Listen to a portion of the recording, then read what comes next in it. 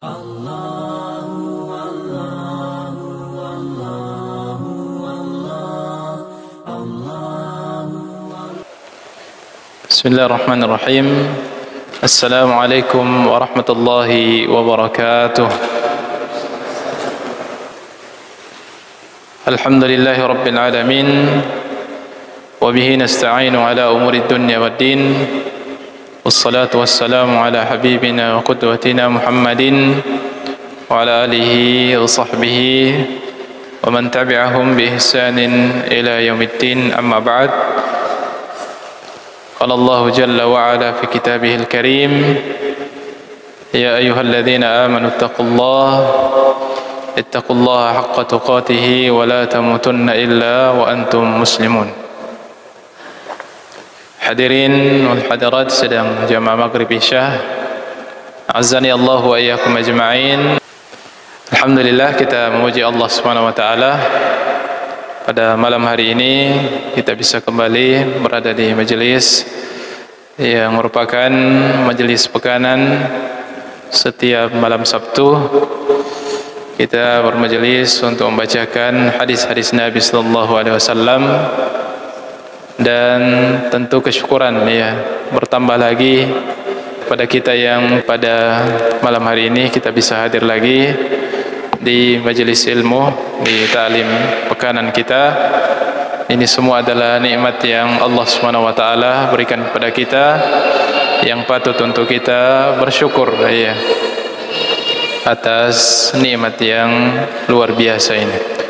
Begitupun salawat dan salam senantiasa kita kirimkan kepada qudwah kita, teladan dan panutan kita, Rasulullah sallallahu alaihi wasallam, Nabi yang diutus oleh Allah Subhanahu wa taala membawa risalah, menyampaikan petunjuk, ia membawa kabar gembira pada orang-orang yang mau bersabar melewati jalan beliau, sekaligus membawa peringatan pada orang-orang yang tidak mau meneladani beliau sallallahu alaihi wasallam. Maka alhamdulillah ketika kita adalah orang-orang yang termasuk dari sekian banyak atau terpilih termasuk dari hamba-hamba Allah Subhanahu wa taala yang kemudian bersedia dan berikrar, berjanji kepada Allah Subhanahu wa taala untuk kemudian mau meniti jalan beliau sallallahu alaihi wasallam. Dan tentu kita senantiasa berupaya untuk memaksimalkan kualitas mutaba'ah kita, kualitas berqudwah kita kepada Nabi sallallahu alaihi wasallam.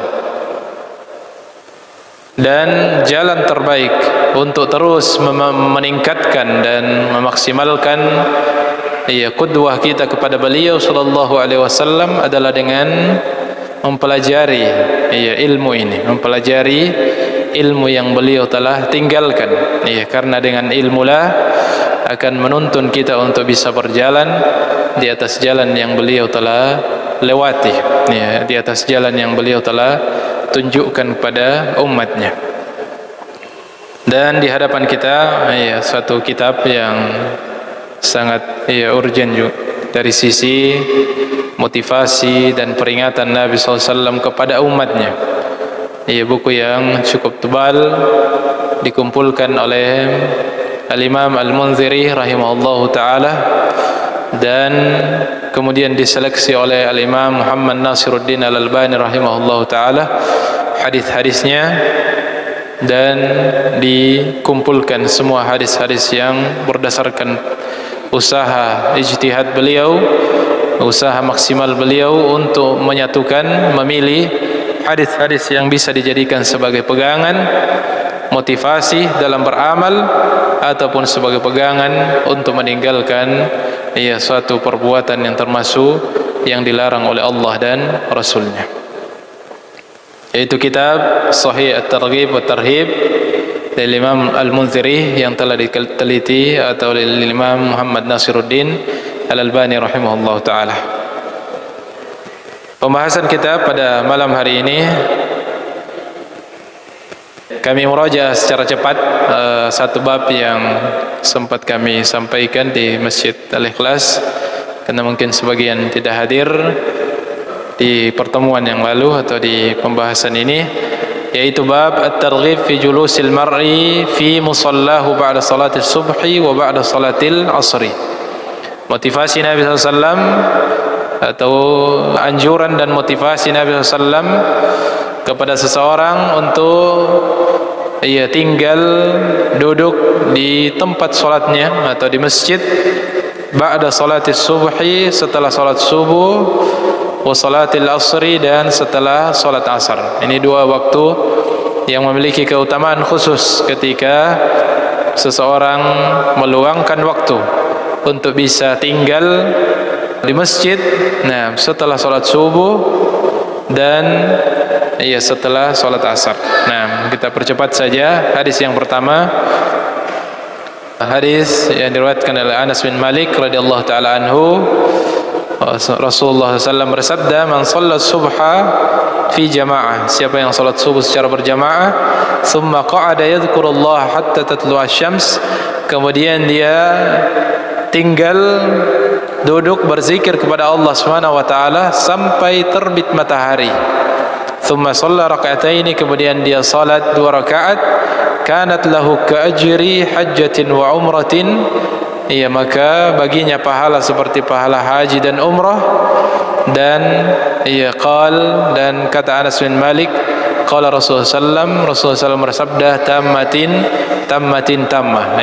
Ibadah mendapatkan pahala haji dan umrah secara sempurna dan sempurna. Inilah mungkin yang disebut dengan diistilahkan, saya dapat postingan pengajian Ustaz kita, haji bagi yang tidak mampu.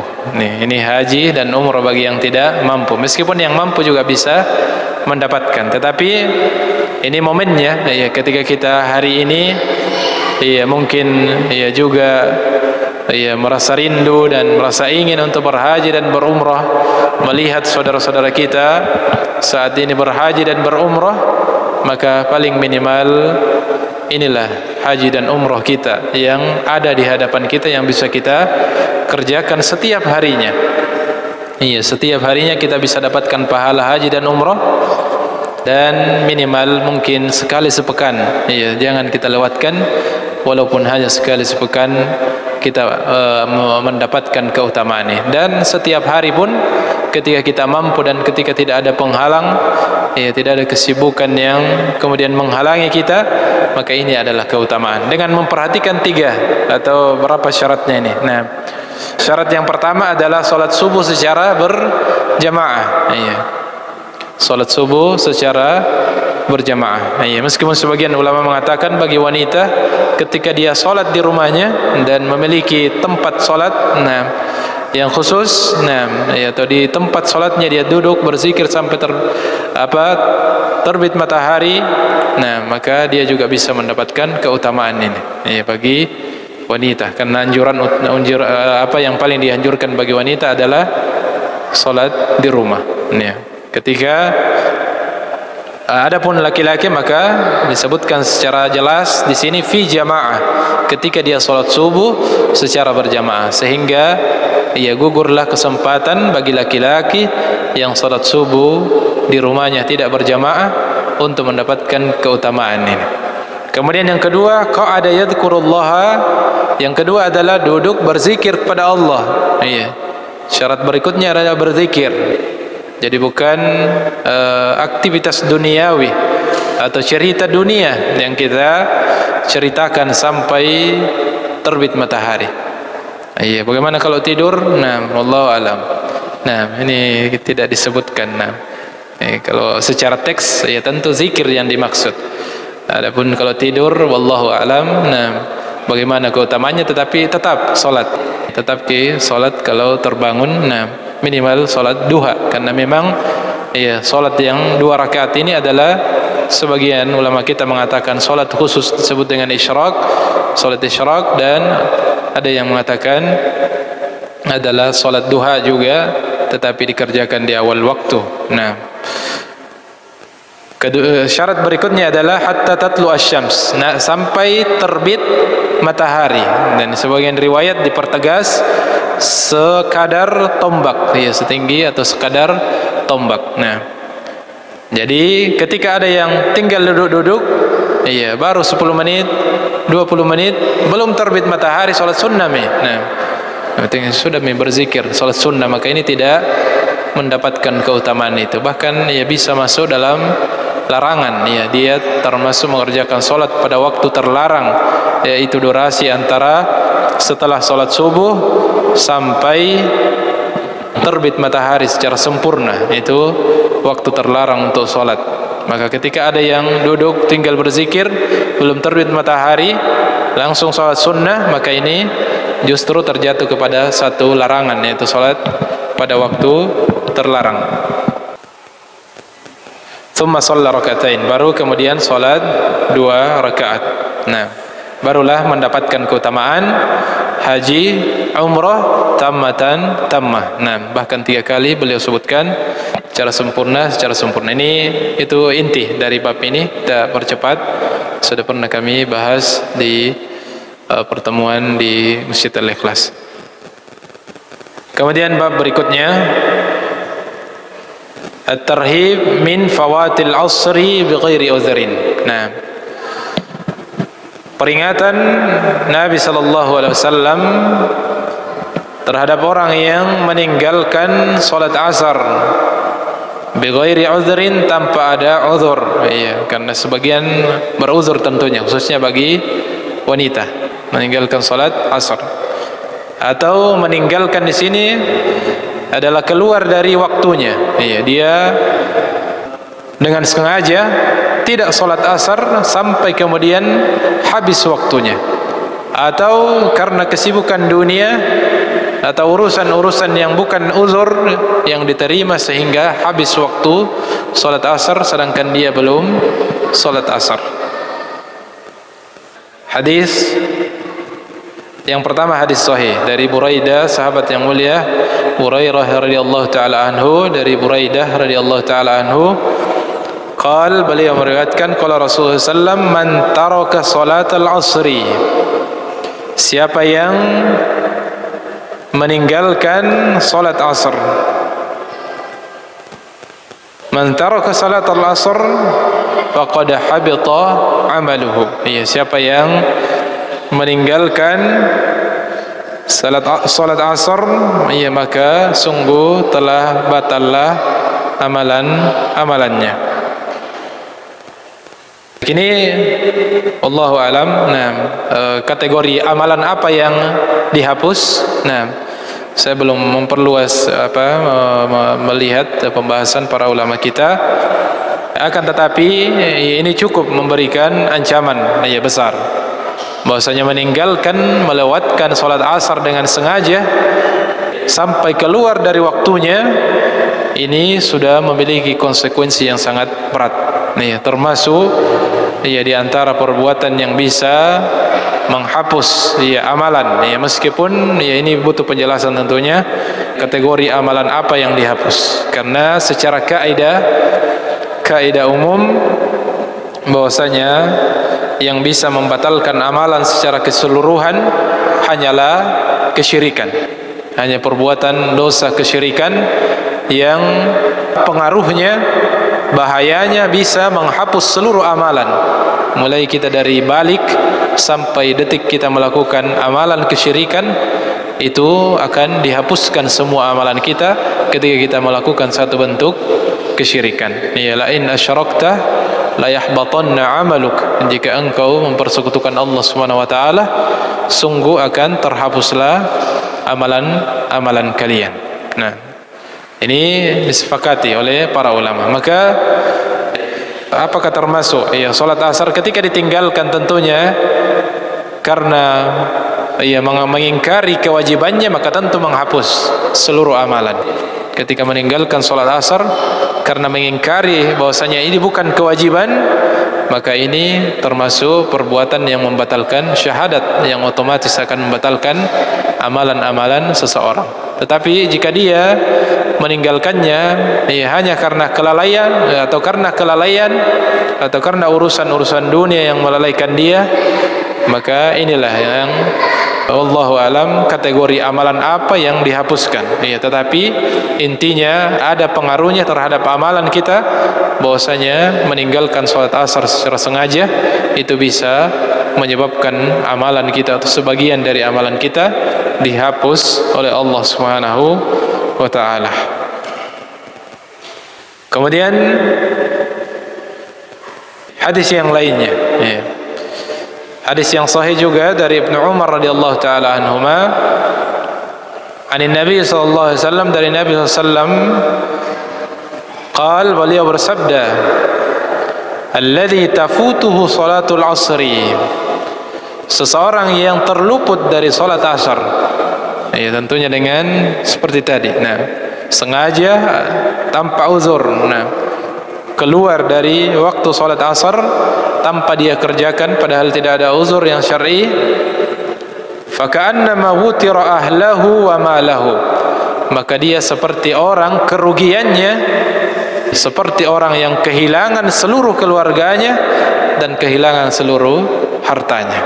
Itu nilainya di sisi Allah Subhanahu wa taala salat asar. Nah, satu salat asar yang sengaja ditinggalkan, sekiranya kelihatan, diperlihatkan oleh Allah Subhanahu wa taala secara kasat mata, secara zahir, kerugian orang yang meninggalkan satu salat asar saja sampai keluar waktunya, faka'anna mawutira ahlahu wa malahu, seperti orang yang kehilangan keluarganya, ia meninggal seketika keluarganya semuanya, wa malahu, dan kehilangan seluruh hartanya. Ya, bagaimana ruginya ini? Nah, bagaimana kerugian yang dialami oleh seseorang. Satu keluarga saja kita yang kehilangan, kita merasa ya kehilangan yang luar biasa. Harta kita ya berkurang sedikit saja kita sudah ya merasa rugi. Nah, ada yang tercecer 50.000 uang, 100.000, nah dia rasa merugi. Tapi salat asarnya terlewat, dia anggap tidak merugi. Terlebih lagi yang ya kalau salat asar saja sekadar itu kerugiannya, kata Nabi SAW, maka bagaimana lagi yang meninggalkan salat ya 5 waktu secara keseluruhan, ya, atau menganggap remeh salat 5 waktu. Ya, kadang salat atau maghrib salat, isya ketiduran, subuh ketiduran, atau apa isya ya keluyuran, atau keluar dengan berbagai macam urusan sehingga tidak salat, subuh ketiduran, zuhur, ia bekerja, asar kecapean, dan seterusnya. Maka sungguh kerugian yang luar biasa didapatkan oleh orang-orang yang tidak menjaga salatnya. Dan semoga Allah Subhanahu wa taala menjadikan kita ya orang-orang yang muqimas shalah, ya orang-orang yang menjaga salat, dan termasuk juga keturunan-keturunan kita.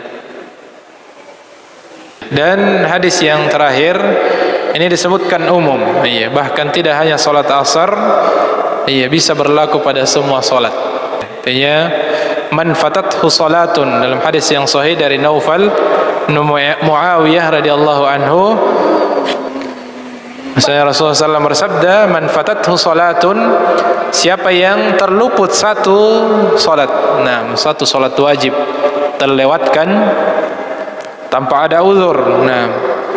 Iya, di antara bentuk uzur adalah ketiduran yang tidak disengaja, atau tertidur yang ya sudah diniatkan ya untuk bangun, ya sudah berupaya untuk tidur cepat, ya tetapi masih terluput sampai keluar waktunya, maka ini tidur yang uzur.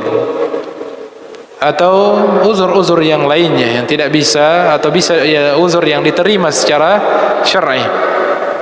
Fa ka'annama wutira ahlahu wa malahu, ya, maka dia seperti orang yang kehilangan keluarganya dan hartanya. Jadi ini menyebutkan lebih umum lagi, tidak hanya salat asar tetapi semua salat yang 5, ya, zuhur, asar, maghrib, isya, dan subuh, ketika ada salah satunya yang dengan sengaja atau tanpa uzur kita tinggalkan, maka kerugian kita melebihi kerugian seseorang yang kehilangan seluruh sanad keluarganya dan kehilangan bangkrut seluruh hartanya. Nah, ini menunjukkan nilai daripada salat 5 waktu tersebut, bahwasanya ini bukan perkara yang remeh, bukan perkara yang kecil.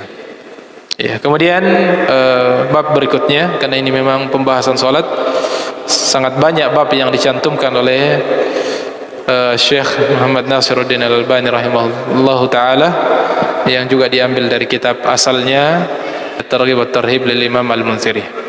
Bab yang baru, sudah terlalu lama juga di bab salat ini. Nah, sudah lama kita bahas tentang salat, maka kita berupaya untuk memilih meringkas.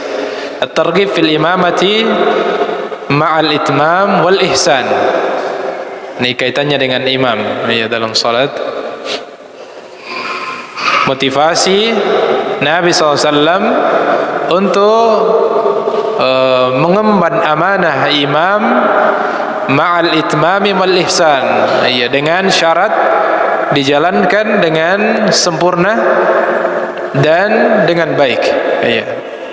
Jadi ada motivasi Nabi SAW kepada para imam untuk kemudian menjalankan imamah atau tugas sebagai imam, khususnya dalam salat, dengan menyempurnakan pelaksanaan salat tersebut, wal ihsan, dan mengerjakannya, dan berbuat baik atau mengerjakannya dengan baik.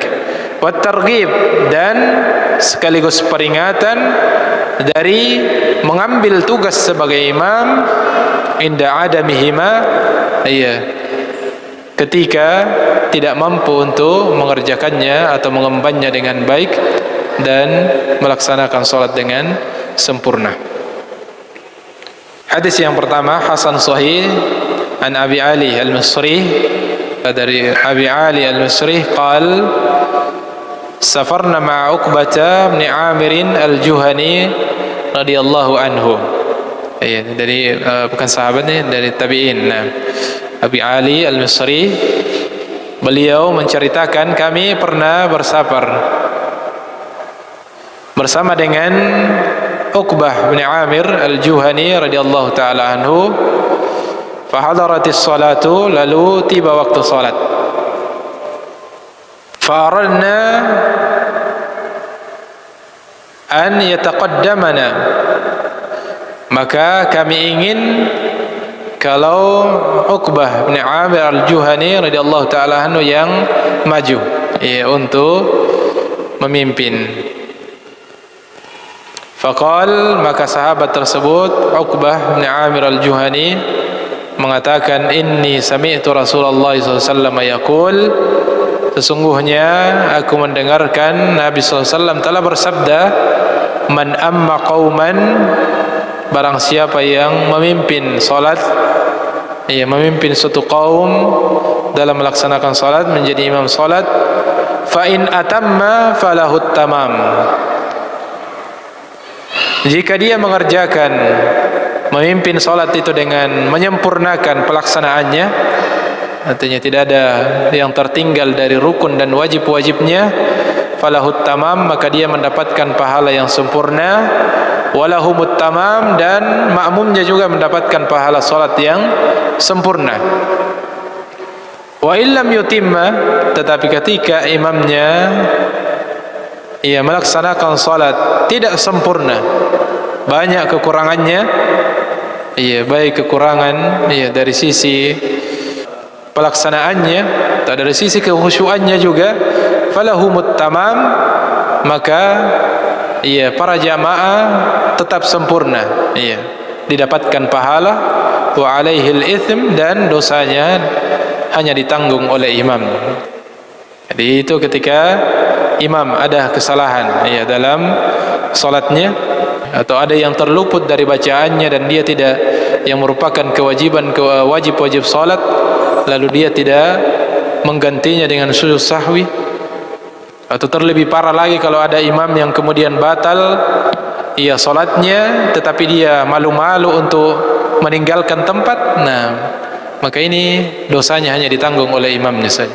Jadi tidak batal salat para makmum selama tidak ada yang mengetahui, kecuali kalau ada yang terdengar suara, nah ini maka ya bisa berpengaruh pada makmum juga yang mendengarkan atau mengetahui bahwasanya imam telah batal wudunya. Ketika ada imam yang kemudian dalam kondisi batal wudunya tetapi dia tetap melanjutkan memimpin, maka dia tidak sah salatnya, dia batal salatnya imam, dan makmum tetap sempurna salatnya. Wa alaihil itsm, dosanya hanya ditanggung oleh imam. Tetapi ketika imam mengerjakan salat dengan baik, dengan sempurna, maka makmum juga ikut mendapatkan kesempurnaan dari salat berjamaah tersebut. Makanya dalam hadis sebutkan al-imam dhamin, para imam itu tugasnya berat karena dia menjadi penjamin kesempurnaan pahala dari salat berjamaah yang dikerjakan. Makanya selalu berupaya maksimal untuk dipilih orang-orang yang memang punya kapasitas untuk menjadi seorang imam dengan syarat-syarat yang dari Nabi SAW selalu mengarahkan untuk menunjuk siapa yang paling memenuhi persyaratan agar kesempurnaan salat berjamaah itu bisa didapatkan. Dan tidak boleh sembarangan memilih imam hanya karena paling tua di masjid itu, atau dia yang membangun masjid itu padahal tidak memiliki kapasitas, maka ini di antara hal yang bisa mengurangi pahala kesempurnaan dari salat berjamaah. Kemudian hadis yang lain, dalam riwayat yang lain sebutkan man amman nasa fa asaba al-waqt, siapa yang memimpin manusia dalam salat fa asaba al-waqt, dan dia memimpin salat dengan waktu yang tepat. Artinya mungkin di zaman dahulu terkadang menentukan waktu itu butuh usaha karena belum modern sekarang. Dengan banyak hal bisa membantu kita untuk menentukan masuknya waktu salat.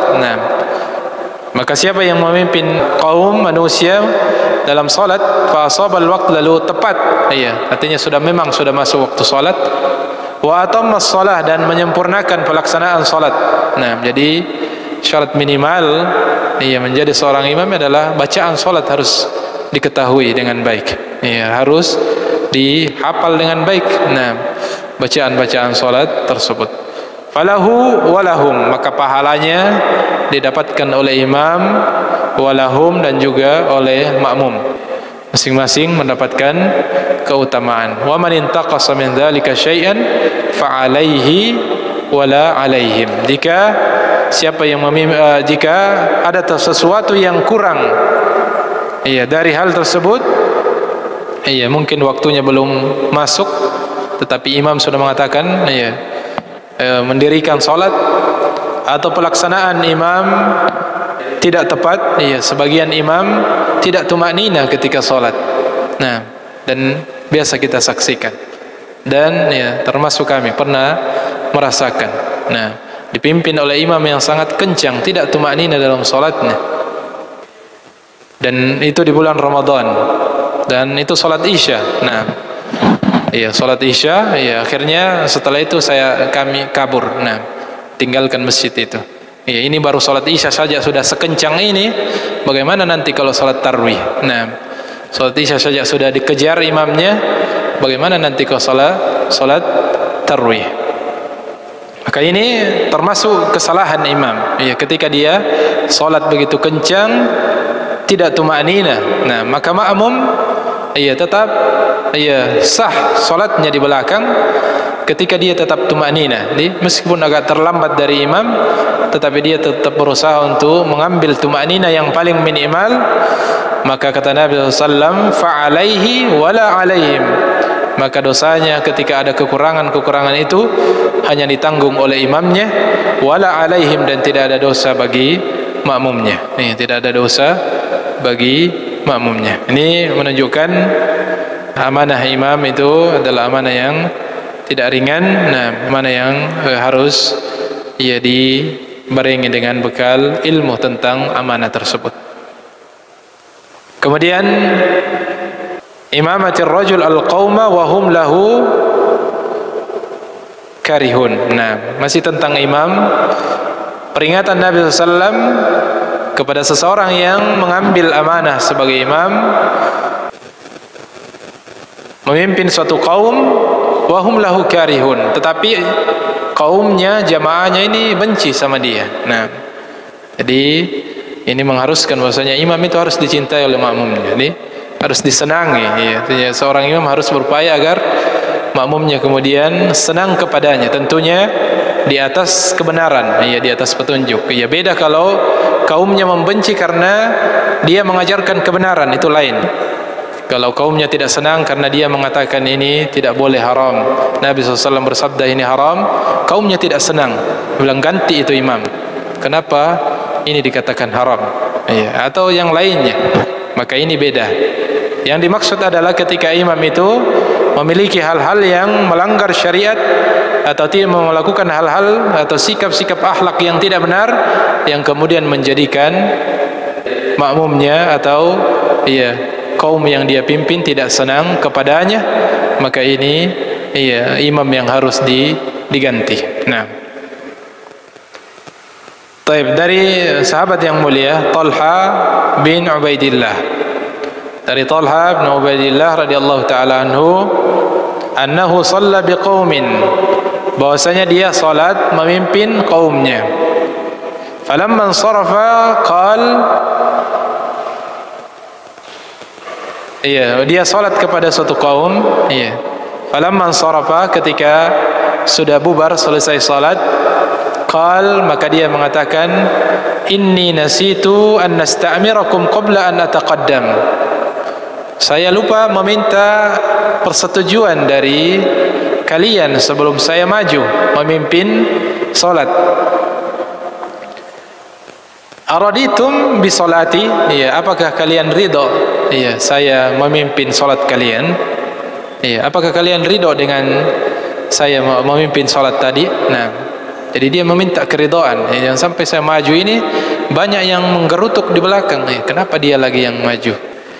Qalu na'am, maka orang-orang yang dia pimpin, kaum yang telah dia pimpin, mengatakan na'am, betul, iya kami ridho dengan engkau memimpin kami salat. Wa man yakrahu dzalika ya hawari Allah, dan siapa yang membenci itu, jika engkau wahai yang digelari sebagai hawari Allah, penolong Allah, hawari Rasulullah SAW, jika engkau yang digelari sebagai penolong Nabi, nah, dia gelarnya hawari Allah, hawari Rasulullah. Nah, hawari Rasulullah, sebagaimana Nabi Isa alaihissalam memiliki hawariyin, maka para sahabat semuanya adalah penolong Rasulullah SAW, pembantu Rasulullah SAW menolong beliau, tetapi secara khusus Talha bin Ubaidillah disebut sebagai hawari Rasulullah sallallahu alaihi wasallam.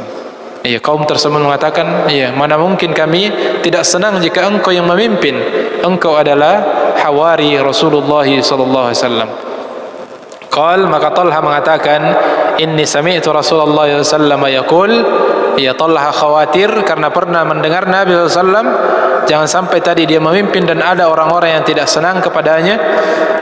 Maka dia mengatakan, aku telah mendengar Rasulullah SAW bersabda, ayyuma rajulin amma qauman wa hum lahu karihun lam yujawiz salatuhu udhunaihi. Siapa saja seorang lelaki yang memimpin suatu kaum dalam salat sedangkan kaum tersebut benci kepadanya, itu tadi bencinya karena ada sesuatu kekurangan dari sisi agama yang ada pada dirinya, atau mungkin ada kebiasaan akhlak yang buruk, atau ada masih banyak perbuatan yang melanggar agama yang dia kerjakan dan diketahui oleh makmumnya, sehingga mereka tidak nyaman dipimpin olehnya. Lam yujawiz salatuhu udhunaihi, maka salatnya tidak melewati kedua daun telinganya. Artinya salatnya tidak mendapatkan pahala yang sempurna, atau tidak diangkat pahalanya, atau tidak diterima salatnya. Dan ketika salatnya dikerjakan dengan syarat-syarat dan rukunnya, maka terpenuhi kewajibannya namun pahalanya tidak didapatkan. Nah, ini tidak sempurna solatnya. Ini menunjukkan bahwasanya seorang imam harus memperhatikan dirinya, bagaimana dia dengan makmumnya, dia berupaya untuk berada di atas hidayah, berada di atas petunjuk Al-Quran dan Sunnah, dan menjaga muamalah dengan makmumnya, dengan orang-orang yang dia pimpin. Kemudian hadis yang berikutnya dari Atha ibn Dinar Al-Hudhali radhiyallahu anhu, dari Atha ibn Dinar Al-Hudhali radhiyallahu anhu, anna Rasulullah SAW qala, bahwasanya Nabi SAW bersabda, salasatun, ada 3 golongan manusia, la yaqbalullahu minhum salatan, yang tidak diterima darinya salatnya. Meskipun ini ada penjelasan dari para ulama kita membahas tentang apa maksud dari tidak diterima salatnya. Sebagian ulama kita termasuk Imam Nawawi rahimahullah taala, maksud dari tidak diterima adalah tidak diterima secara sempurna pahala salatnya. Karena salat ketika telah dikerjakan dengan memenuhi syarat-syarat dan rukunnya, maka secara hukum dia sudah sah dan dianggap telah melaksanakan kewajiban. Maka secara kewajiban dia telah melaksanakan kewajibannya, tetapi pahalanya tidak didapatkan secara sempurna. La yaqbalu Allahu minhum salatan, tidak diterima oleh Allah dari mereka ini salatnya. Nah, ada 3 disebutkan dalam hadis ini. Wala tas'adu ila sama, dan pahala salatnya tidak diangkat ke langit. Yang mana ibadah-ibadah kita atau amalan-amalan kita turfa'u fi kullil khamisi, di setiap hari Kamis. Dan diangkat amalan-amalan, ada sebagian yang tidak diangkat amalannya. Salah satunya adalah, atau diantaranya adalah golongan-golongan ini yang salatnya tidak diangkat atau pahala salatnya tidak diangkat. Wala tujawizu ru'usahum, dan salat-salat mereka tidak melewati kepala mereka. Kurang lebih maknanya sebenarnya tidak diangkat pahalanya, tidak mendapatkan pahala yang sempurna. Yang pertama adalah rajulun amma qauman wa hum lahu karihun. Pertama adalah seseorang yang memimpin suatu kaum dalam salat, sedangkan mereka kaum yang dipimpin itu adalah orang-orang yang membencinya atau tidak senang kepadanya. Kenapa tidak senang? Itu tadi. Jadi bukan sekedar tidak senang. Jangan karena dia imamnya mengajarkan kebaikan, mengajarkan kebenaran, lalu kaumnya tidak senang. Bukan itu yang dimaksud. Tetapi tidak senang karena adanya pelanggaran yang dilakukan oleh imam tersebut. Apakah dari cara memimpin salatnya yang tidak benar, atau ada yang tidak tepat, ataukah dari sisi akhlak dan pergaulannya dengan kaumnya yang tidak benar, maka ini termasuk penghalang pahala salatnya diangkat kepada Allah Subhanahu wa taala. Itu yang pertama. Dan ini yang sesuai dengan judul bab. Ini yang merupakan inti dari pembahasan bab ini. Wa rajulun shalla ala janazatin wa lam yu'mar. Kemudian seseorang yang memimpin salat jenazah wa lam yu'mar, sedangkan dia tidak diminta, tidak disuruh, tidak diminta untuk memimpin salat jenazah tersebut. Jadi memang salat jenazah hukum asalnya dipimpin oleh pemimpin kaum atau orang yang diberikan amanah. Jadi salat jenazah itu memang harus ada perintah atau permintaan dari keluarganya, atau kalau diserahkan kepada pengurus masjid maka harus ditentukan siapa yang memimpin salat jenazah tersebut. Tidak boleh sembarangan yang kemudian maju untuk memimpin tanpa ada permintaan atau tanpa disuruh untuk memimpin. Maka ini juga termasuk hal yang diperingati oleh Nabi sallallahu alaihi wasallam. Ini termasuk salatnya yang tidak sempurna, tidak diangkat pahalanya. Wa mar'atun da'aha zawjuha minal laili fa'abat alaih.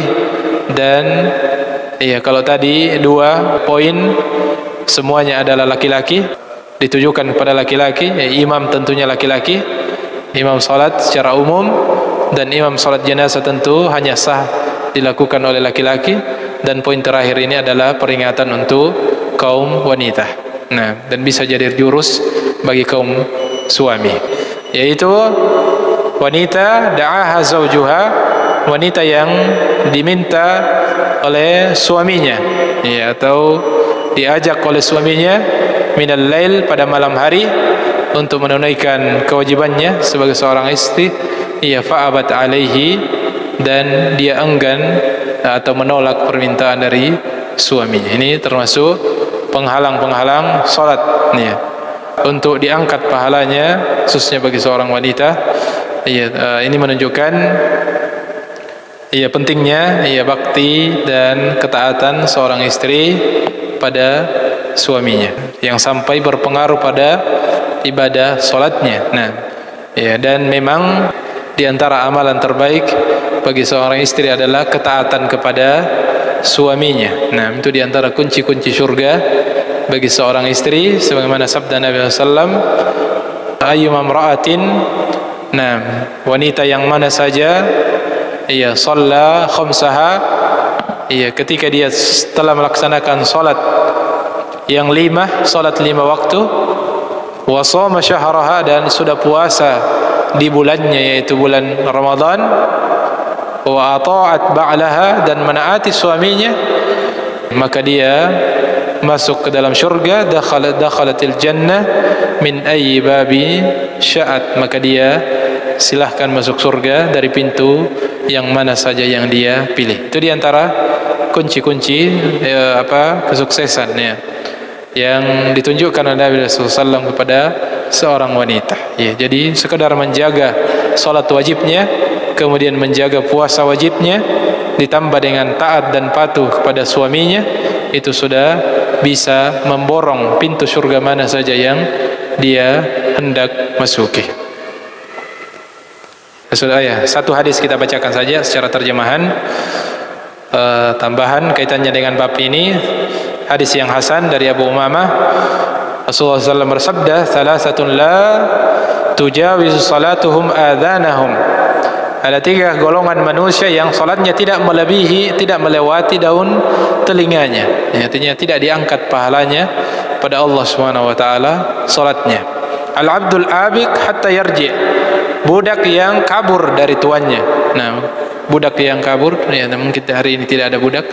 Budak yang kabur dari tuannya sampai dia kembali. Wa mar'atun batat wa zawjuha 'alayha sakhit. Kemudian wanita yang bermalam sedangkan suaminya dalam kondisi murkah, marah, karena ada permintaan yang tidak dipenuhi. Wa imamu qaumin wa hum lahu karihun, dan seorang imam yang memimpin suatu kaum yang mana kaum tersebut tidak senang kepadanya atau benci kepadanya karena adanya pelanggaran-pelanggaran syariat atau kekurangan-kekurangan dia dalam memimpin salat yang tidak disenangi oleh kaumnya. Ini mungkin pembahasan kita pada malam hari ini. Mudah-mudahan bermanfaat. Insyaallah pembahasan berikutnya adalah targhib fi shaffil awal, motivasi Nabi SAW untuk mendapatkan saf pertama, wa baja bi taswiyatus sufuf, dan bagaimana petunjuk Nabi SAW dan anjurannya untuk meluruskan dan merapatkan saf, wa fadli mayaminiha, dan keutamaan berada di saf bagian kanan. Ini penting karena masih hampir atau banyak sekali masjid-masjid yang tidak memperhatikan masalah saf, bagaimana meluruskan, merapatkan saf. Maka ini pembahasan yang insyaallah kita bahas pada pertemuan yang akan datang biidznillah taala. Kita tutup dengan doa kafaratul majlis. Subhanakallahumma bihamdik, asyhadu an la ilaha illa anta, astaghfiruka wa atubu ilaik. Wa akhiru da'wana alhamdulillahirabbil alamin. Wassalamu alaikum warahmatullahi wabarakatuh.